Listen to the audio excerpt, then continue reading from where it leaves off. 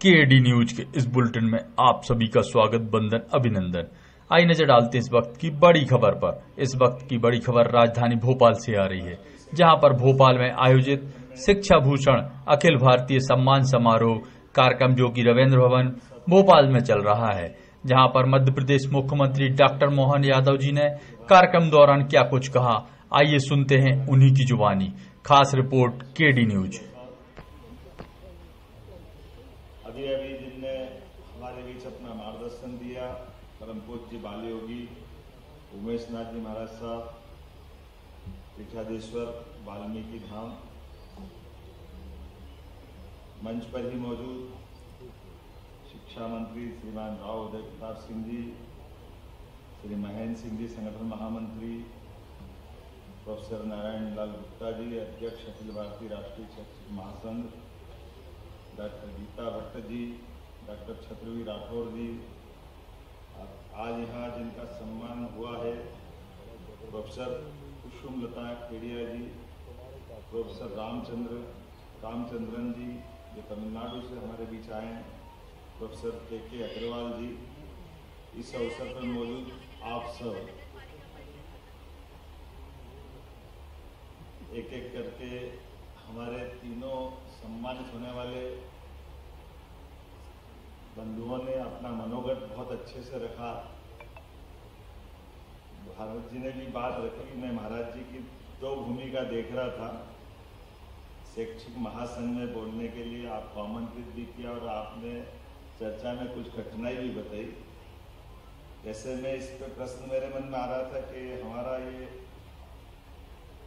गुरु पूर्णिमा से एक प्रश्न उलझता है, हमेशा इसका रास्ता हमने निकाला था इस बार सरकार के नाते से, कि गुरु पूर्णिमा पे शिक्षकों का सम्मान करना चाहिए कि नहीं करना चाहिए। गुरु और शिक्षक में जो अंतर, ये बड़ा चुनौतीपूर्ण मुद्दा है जिसको उठा करके मैंने गलती कर दी है, लेकिन मैं महाराज में वो उसका उत्तर ढूंढ रहा था।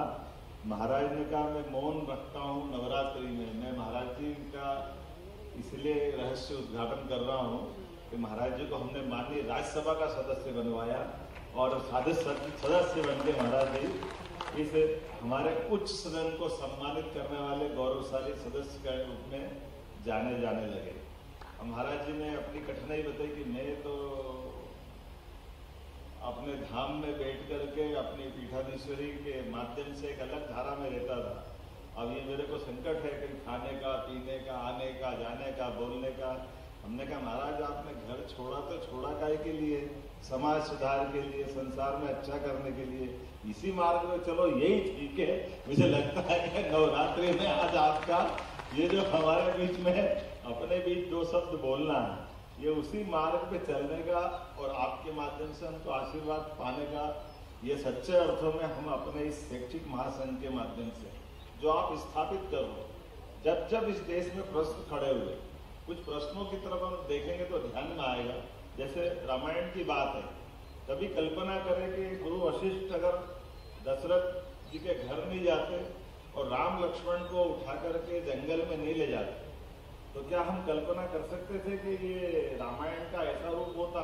हो सकता है दशरथ जी अपने बाद राजगद्दी दे देते, लेकिन अगल बगल में अब ये भी एक बड़ा चुनौतीपूर्ण मामला है। पता नहीं उसका क्या अर्थ होता कि भगवान राम को, लक्ष्मण को ही वशिष्ठ जी ने क्यों मांगा? दशरथ तो बहुत समर्थ राजा था, सेना भी बड़ी भारी थी, तो ऐसे में वो सेना ले जाने के लिए जब बात उन्होंने कहा मेरी सेना ले जाओ, नहीं बोले, महाराज ने मना कर दिया, वशिष्ठ जी ने बोले नहीं चाहिए। उन्होंने कहा हाँ विश्वामित्र जी, सॉरी माफ करना, तो विश्वामित्र ने कहा ये ले जाओ सेना, तो बोले नहीं ले जाना। बोले फिर अच्छा, बोले बाद में बोलिए बगल में आपके यहाँ।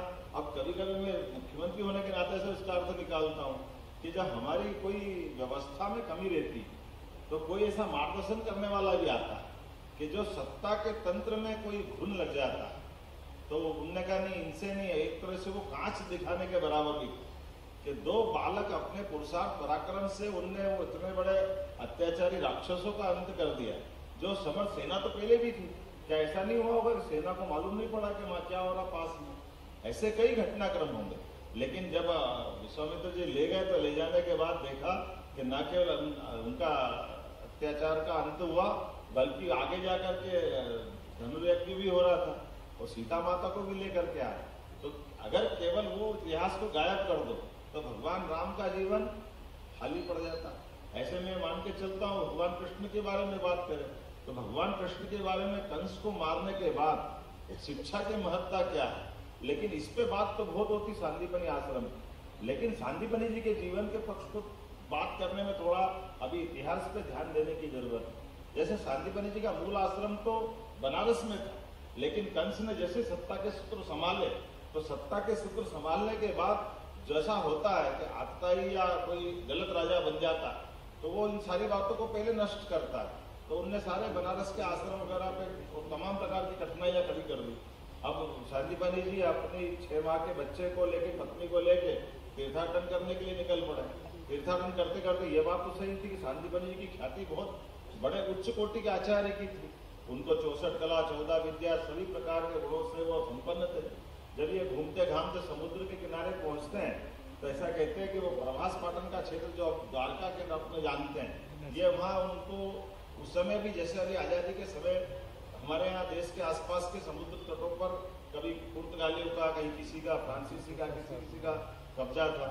ऐसा कहते हैं कि सांदीपनी जी के आने की आहट सुन करके उस समय के विदेशी लोगों ने जो आतंकवादी के रूप में थे सांदीपनी जी को पकड़ लिया और उनको कहा कि आप हमारे बच्चों को आपके गुण दीजिए, इनको सिखाइए। और सांदीपनी जी ने कहा मैं अपने देश के साथ गद्दारी नहीं कर सकता, मैं केवल राष्ट्रभक्तों के लिए पढ़ाने के लिए मेरी शिक्षा है। मैं देश के ऐसे इस टाइप के लोगों जो मेरे देश के साथ गलत भाव रखते हैं उनको नहीं पढ़ा सकता। और ऐसा मानते कि सांदीपनी जी उस पूरे घटनाक्रम में जैसा आतंकवादियों का तरीका रहता है, उन्हें मारा, परेशान किया, तमाम दबाव दिए, लेकिन वो शिक्षा देने को तैयार नहीं हुए। तो 6 महीने के बच्चे को छीन लिया आतंकवादियों ने कहा आप हमारे बच्चों को नहीं सिखा सकते, लेकिन हम जो जानते हैं आपके बच्चों को सिखा दें। सांदीपनी जी ने जो कुछ है सब भूल करके उज्जैन आए, 11 साल तक आश्रम चला कर। ये हमारी शिक्षा व्यवस्था को भी गौरवान्वित करने वाला और शिक्षकों का भी ये सम्मान करने वाला दृश्य है, जिसका इतिहास के साथ थोड़ा न्याय होना चाहिए।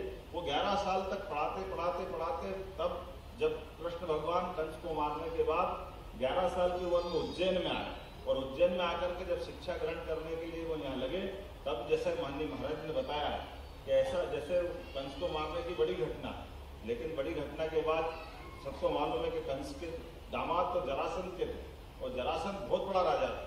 जब उसकी दामाद की हत्या हो जाती तो अपनी बेटी विधवा हो गई सुनकर के उन्होंने अपनी सेना को कूच करने का आदेश दिया, मथुरा जाओ, तुरंत नेस्तनाबूद करो, कौन दुश्मन पैदा हो गया।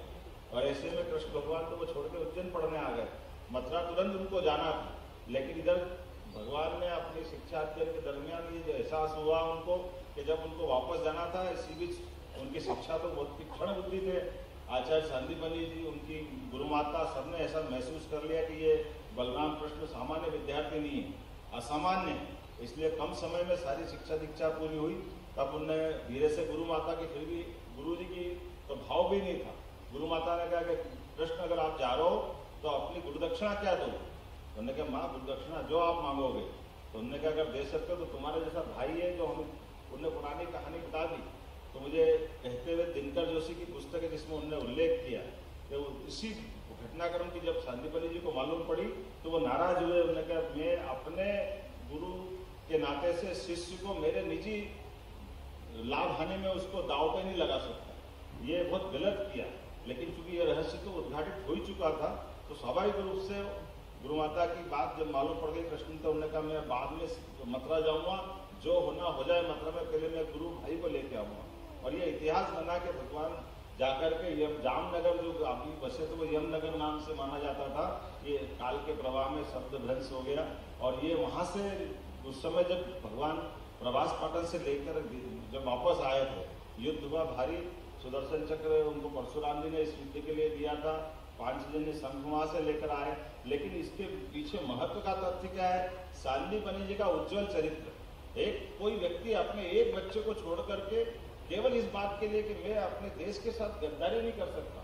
सच्चे अर्थों में हमारी ये गुरुकुल परंपरा ये वहां से आगे बढ़कर के चाणक्य से चंद्रगुप्त तक और विक्रमादित्य तक हर काल, हर समय, हर जगह इसी प्रकार से शिक्षकों की भूमिका। इसी कारण से तो देश को हमारे यहाँ हमने कहा कि हम विश्व गुरु बनना चाहते हैं।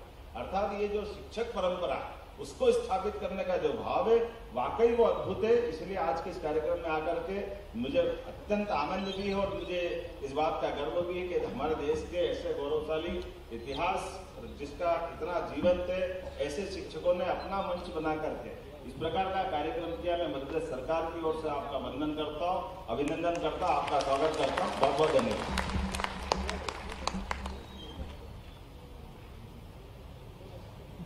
माननीय मुख्यमंत्री जी का उद्बोधन के लिए सहृदय धन्यवाद। हमारे बीच राष्ट्रीय स्वयंसेवक संघ के वरिष्ठ प्रचारक माननीय श्री सुरेश सोनी जी उपस्थित हैं। मेरा माननीय सोनी जी से आग्रह है कि आप कृपया हमें पाथे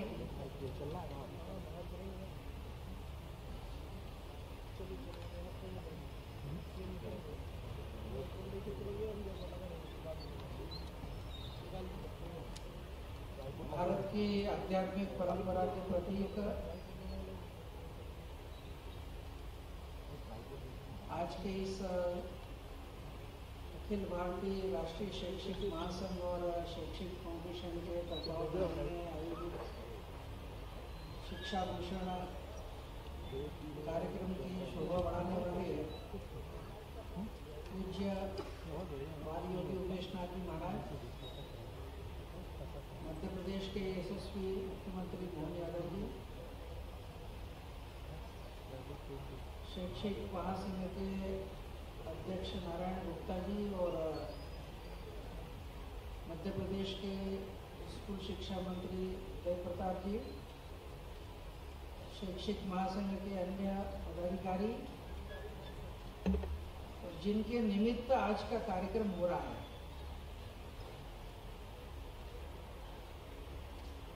और जिनको हृदय से हम सब ने उनके कार्यों के प्रति अपनी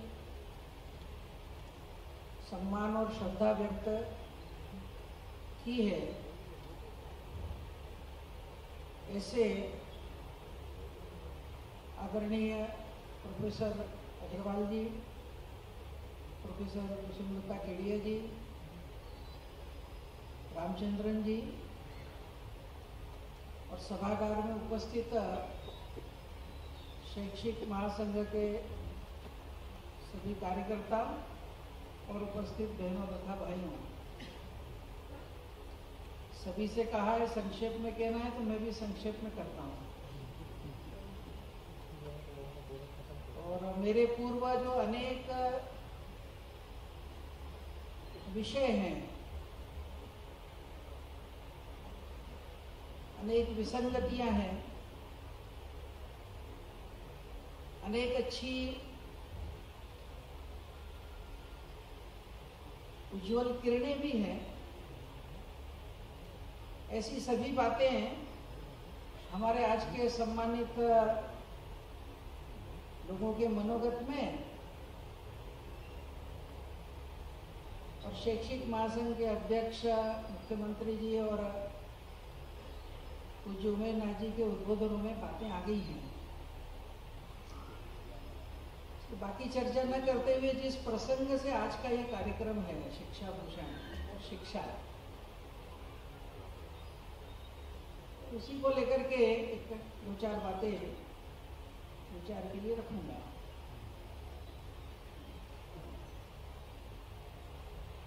इतना तो निश्चित है कि सारी दुनिया भर के अंदर सभी मानते हैं कि सभी देश विकास चाहते हैं, और विकास चाहते हैं तो कहते हैं कि उस यात्रा पे बढ़ना है तो शिक्षित होना चाहिए। शिक्षित होना चाहिए तो शिक्षा की एक पद्धति भी दुनिया में चल रही है।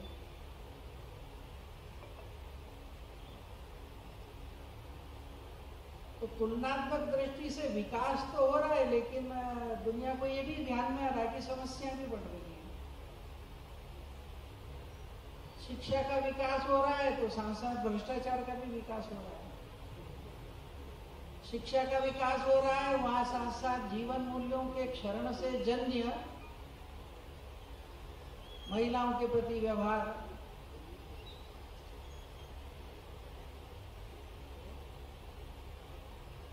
मानवीय संवेदनाओं का करें तो अच्छे, जिनको परम विकसित देश माने जाते हैं, अमेरिका जैसे, तो वहाँ स्कूल के अंदर बच्चे ही एक दूसरे को गोली मार रहे हैं।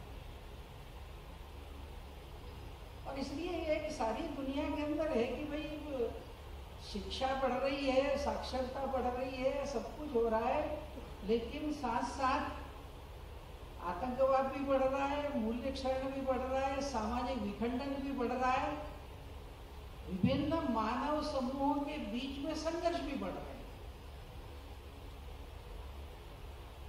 तो कहीं ना कहीं कुछ मौलिक गड़बड़ है, उसको कहीं ना कहीं जब तक हम उसको ध्यान में रखकर कुछ नहीं करेंगे, और इसीलिए एक समग्र इस शिक्षा के चिंतन के संदर्भ के अंदर एक मंथन चल रहा है। और जो एक पहली विसंगति ध्यान में आ रही कि जो बाहर का परिवेश है हमारा, उसका तो बहुत विकास हो रहा है, लेकिन मानव पिछड़ता जा रहा है। तो वास्तविक विकास तो तभी हो सकता है जब हमारे आसपास के परिवेश का विकास हो और साथ साथ मानव का भी विकास हो, मानव के जीवन मूल्यों का विकास हो। और इस नाते से इसके बीच की जो विसंगति है, इसको पाटने की जरूरत है। और ये अगर करना है तो सबसे पहले शिक्षा है क्या, इसके संदर्भ में एक स्पष्टता बनना चाहिए। शिक्षा यानी क्या टेक्नोलॉजी है क्या, शिक्षा यानी क्या नए नए प्रकार के इन्वेंशन मात्र है क्या, शिक्षा यानी क्या मनुष्य अधिक से अधिक अर्थोपार्जन करने में सक्षम हो जाए, यही है क्या? कि शिक्षा कुछ इससे अलग है। बहुत सी परिभाषा की मैं उसमें नहीं जाता, लेकिन 1928 में गुजरात विद्यापीठ के समापन भाषण के अंदर काका कालेलकर का एक भाषण हुआ था। उस भाषण में एक छोटा सा एक पैराग्राफ उनको उस भाषण के वक्तव्य में, तो जिसमें वो कहते हैं कि शिक्षा है क्या, शिक्षा को क्या समझना चाहिए। तो वो उन्होंने उस रूप में कहा था कि शिक्षा स्वयं अपने बारे में बता रही है कि मैं क्या हूं और मैं क्या नहीं हूं। तो काका कालेलकर ने कहा कि शिक्षा कहती है कि मैं सत्ता की दासी नहीं हूं, कानून की किंकरी नहीं हूं, विज्ञान की सखी नहीं हूं, कला की प्रतिहारी नहीं हूं, अर्थशास्त्र की बांदी नहीं हूं। तो मैं तो धर्म का पुनरागमन हूं। मैं मानव के हृदय, मन और इंद्रियों की स्वामिनी हूं। मानस शास्त्र और समाज शास्त्र मेरे दो चरण हैं। कला और कारीगरी मेरे दो हाथ हैं। तर्क और निरीक्षण मेरी दो आंखें हैं। विज्ञान मेरा मस्तिष्क है। इतिहास मेरे कान हैं। धर्म मेरा हृदय है। उत्साह और उद्योग मेरे फेफड़े हैं। ऐसी मैं जगत जननी जगदम्बा हूं। मेरा उपासक कभी किसी का मोहताज नहीं रहेगा। मेरी कृपा से उसकी सभी मनोकामनाएं पूर्ण होंगी। मैं समझता हूं कि शिक्षित होने के बाद क्या क्या होना चाहिए। ये जो एक आजकल समग्र शिक्षा आदि बात चल रही है, मुझे लगता है कि ये जो काका कालेलकर ने एक चित्र रखा है सामने, शिक्षा का चिंतन करते समय इस पर एक विचार करने की आवश्यकता है। और इस नाते से एक दीर्घ चिंतन के बाद नई शिक्षा नीति आई है, और नई शिक्षा नीति के अंदर जो सभी मुख्य बातें थी कि शिक्षा भारत केंद्रित होना चाहिए, और भारत केंद्रित होना है तो मानव का विकास समग्रता में होना चाहिए। इसलिए पहली बार आधिकारिक रूप से भारत सरकार के डॉक्यूमेंट के अंदर हमारी जो उपनिषद प्रणाली के अंदर कहा गया था कि मनुष्य का विकास होना है तो समग्र विकास होना, और इसलिए अन्नमय कोश, प्राणमय कोश, मनोमय कोश, विज्ञानमय कोश, आनंदमय कोश, इन सब का अधिकृत रूप से आज उल्लेख आया। और इनको केंद्रित करते हुए आने वाले समय के अंदर नीचे से लेकर ऊपर तक की शिक्षा के पाठ्यक्रम, पुस्तकें और हमारी गतिविधियां, यह एक दिशा बनी है। लेकिन इसका क्रियान्वयन अगर करना है तो जो मुख्य एक बात अभी पिछले वक्ताओं के संदर्भ में आई कि चाहे जितना इंफ्रास्ट्रक्चर कर लें, चाहे जितनी नीतियां बना लें, लेकिन उसका क्रियान्वयन तो मनुष्य ही मनुष्य को बदलता है। आजकल एक बड़ा फैशन चला है कि smart classes, equipments, sophisticated equipments, और सोच रहे कि आदमी बन जाए। बहुत पहले थियोडोर रोजेक ने किताब लिखी थी वेयर द वेस्टलैंड एंड्स, और ये मैं समझता हूँ 70 के दशक में लिखी थी, और जो आज सारी दुनिया में चल रहा है वो शायद उसने पहले ही भांपा था। क्योंकि आज की जो कल्चर है वो उसने शब्द प्रयोग किया था कि आज की सुपर इंडस्ट्रियल साइंटिफिक कल्चर एक आदमी बनाना चाहती है। कैसा? तो बोले मल्टी हेडेड इंजीनियर, और टेक्नो, इकोनो, पॉलिटिको एक्सपर्ट। और ये बनाने के लिए जो अध्यापक है उसके हाथ में उन्होंने पकड़ा दिए हैं सोफिस्टिकेटेड साधन।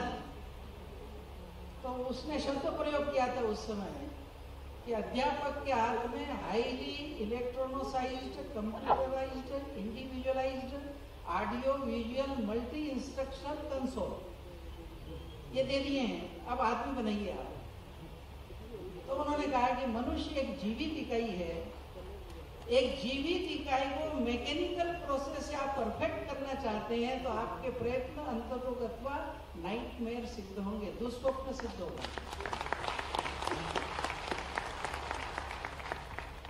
और इसलिए शिक्षा में जो मूल मुद्दा है, ये इक्विपमेंट के लिए शब्द प्रयोग हिंदी में हम करते हैं उपकरण, यानी वो उप है।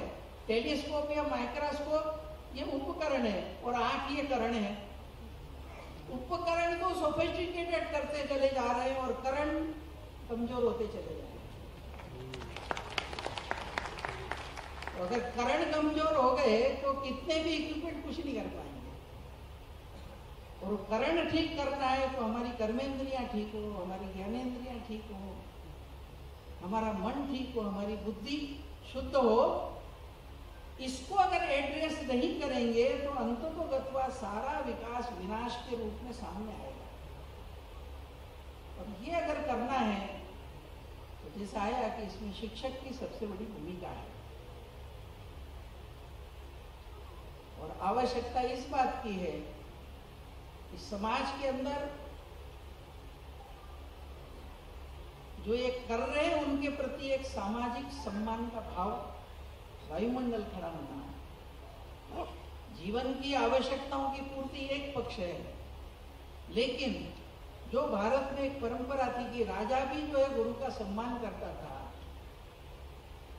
ये पिछले समय के तंत्र में, इसलिए आने वाले समय के अंदर यह शिक्षक, ये सामाजिक सर्वश्रेष्ठ सम्मान का स्थान अगर बनता है तो समाज चिंतन में परिवर्तन आएगा। और इस नाते से समाज ने अपने स्तर पर प्रयत्न करना चाहिए। और इसलिए मैं शैक्षिक महासंघ ने जो ये उपक्रम किया, इसलिए उनका साधुवाद करता हूँ कि प्रतीकात्मक रूप में और एक परंपरा का प्रारंभ किया है। गुरु पूर्णिमा हर बार मनती है। धीरे धीरे संपूर्ण समाज के अंदर यह शिक्षा सम्मान का एक माध्यम बनना चाहिए। पर इसके साथ साथ शिक्षकों को भी विचार करने की जरूरत है। कुछ समाज की परिस्थितियां बदलने की जरूरत है, कुछ शैक्षिक जगत में भी कुछ आत्मचिंतन की आवश्यकता है। एक बार एक कार्यक्रम यहाँ हुआ था, भवानी प्रसाद मिश्र जी अध्यक्षता कर रहे थे, तो उन्होंने कहा कि शिक्षक को हमारे यहाँ गुरु कहते थे। तो स्कूल में वो गुरु बनने के लिए आता है, लेकिन सिस्टम उसको मास्टर बना देता है। ये जो मास्टर बन जाता है तो फिर वो केवल सब्जेक्ट क्या कुछ करना वही रहता है, उसको गुरु तक की यात्रा करना है। और वो जो यात्रा करनी है तो उसके जितने घटक हैं, मुझे लगता है कि सरकार, प्रशासन और इस तरह के शैक्षिक संगठन ये सब मिलकर के यह उस रूप में कैसे स्थापित हो, उस दिशा में बढ़ने की जरूरत है। और इसके साथ साथ जीवंत उदाहरण बनने की आवश्यकता है। धीरे धीरे केवल हम सांदीपनि जी का ही उल्लेख करते रहेंगे, वशिष्ठ का, विश्वामित्र का ही उल्लेख करते रहेंगे तो कब तक करेंगे? आज के जमाने के अंदर सांदीपनि, वशिष्ठ, विश्वामित्र, अत्रि, अगस्त्य दिखना चाहिए। तो उस नाते से आज एक विचार करने की आवश्यकता है और ऐसे उदाहरणों के संदर्भ में सोचने की आवश्यकता है। सर सीवी रमन, हम सब जानते हैं, ऐसे व्यक्ति थे तो कभी विदेश गए बिना भारत के अंदर, भारत के ही वैज्ञानिक संसाधन के आधार पर जो उन्होंने शोध की, उसके आधार पर उनको नोबेल पुरस्कार मिला। जब नोबेल पुरस्कार उनको मिला तो उसके बाद भारत सरकार ने भारत रत्न दिया। हम सब जानते हैं आजकल पद्मश्री प्राप्त करने के लिए भी कितनी एप्लीकेशन आती है। उनको बगैर मांगे भारत रत्न मिला था। और जब वो अवार्ड दिया जाता है तो हम सब जानते हैं राष्ट्रपति के द्वारा दिया जाता है, बड़ा समारोह होता है। तो अवार्ड का समारोह था दिल्ली के अंदर। सीवी रमन को निमंत्रण गया। जिस तारीख को वो भारत रत्न का अवार्ड दिया जाना था, तो सीवी रमन का पत्र गया वहां कि आपने मुझे भारत रत्न दिया, इसके लिए धन्यवाद, लेकिन जिस दिन आपने कार्यक्रम रखा है उस दिन मैं दिल्ली नहीं आ सकता, क्योंकि मेरा एक विद्यार्थी है, उसका वाइवा है उस दिन, तो उसको मेरी जरूरत रहेगी। और चूंकि उसको मेरी जरूरत है, मुझे यहाँ रहना पड़ेगा, इसलिए मैं वहां नहीं आ सकता, मुझे इसके लिए क्षमा करें। ये है अध्यापक। कभी कभी हम कहते हैं कि रामकृष्ण मिशन की बात चली अभी रामचंद्र जी के बारे में। रामकृष्ण मिशन को दुनिया के अंदर जिन्होंने स्थापित किया, वे जो पहले 16 सन्यासी शिष्य थे रामकृष्ण के, विवेकानंद, ब्रह्मानंद, तुरानंद, शिवानंद, ये जो श्रृंखला है पूरी, उन सबको रामकृष्ण से जोड़ने का काम अगर किसी ने किया है तो वो एक शिक्षक ने किया, मास्टर मास्टर। वो क्लास में पढ़ाते थे, बच्चों को देखते थे, जिस किसी में कुछ स्पार्क दिखता था, कुछ आध्यात्मिक ये दिखता था, उसको बुलाते थे, बात करते थे और फिर कहते अगर तुम वास्तव में इस दिशा में कुछ आगे बढ़ना चाहते हो तो तुम दक्षिणेश्वर में जाओ। वहां पर एक एक जो आगे चल करके और एक दिग्गज सन्यासी बने और पूरा रामकृष्ण आर्डर जिनके आधार पर खड़ा हुआ, उन सबको संवारने का, उचित जगह पे जोड़ने का काम उन्होंने किया। चाणक्य के हम उल्लेख करते हैं, एक पूरी की पूरी क्रांति कर दी उन्होंने उससे। एक विदेशी सत्ता को बाहर करके भारत को एक साम्राज्य के रूप में जो खड़ा किया, वो भी आखिर शिक्षक ही थे। कुल मिलाकर कहने का मेरा तात्पर्य है कि ये जो हमारी जो एक परंपरा रही है, और इस नाते से ये चल रहा है कि कुल मिलाकर अपने देश के अंदर आने वाले समय के अंदर अध्यापक के प्रशिक्षण का सिलेबस, कुल मिलाकर ये जो भारत के आधार पर शिक्षा रहेगी, ये जो मूल स्वर है नई शिक्षा नीति का, मुझे लगता है उसको केंद्र बिंदु को पकड़कर उस शिक्षा के आधार पर विद्यार्थी का निर्माण हो, उस शिक्षा के आधार पर अध्यापक का निर्माण हो। और आज का जो सारा एक धुंधला और कुहासा दिखाई देता है, उसको अगर परिवर्तित करना है तो उस दिशा के अंदर आने वाले समय के अंदर ये जो शैक्षिक जगत है, शिक्षक है, वह एक माध्यम बनेगा। और इस नाते से शैक्षिक महासंघ और शिक्षा जगत से जुड़े हुए प्रेमी और समाज के सभी लोग आने वाले समय के अंदर हम ये मूल्यपरक शिक्षा, भारत केंद्रित शिक्षा, शिक्षकों का सामाजिक सम्मान और केवल तकनीकी आदि नहीं तो संस्कारों पर जोर देने वाली शिक्षा, इस दिशा के अंदर एक सबका मिलकर सामूहिक चिंतन होगा तो मुझे लगता है सामाजिक संगठनों, समाज, प्रशासन, शासन और सर्वोपरि आध्यात्मिक संतों का आशीर्वाद और उनका सक्रिय सहयोग, इन सब से मिलकर निश्चित रूप से आने वाले समय के अंदर काका कालेलकर ने जो शिक्षा की परिभाषा दी थी, उस तरह का एक वायुमंडल संपूर्ण देश में खड़ा कर सकते हैं और उसी के आधार पर भारत विश्व के अंदर आने वाले समय में जो स्वप्न देखे जा रहे हैं कि 2047 तक विश्व के रंगमंच पर भारत एक विश्व गुरु की भूमिका करे, वो निर्वाह करने में हम सफल हो सकते हैं। इस दिशा के अंदर परमात्मा हम सबको प्रेरणा और सामर्थ्य दें, इतना ही निवेदन करते हुए मैं अपने वाणी को विराम देता हूं।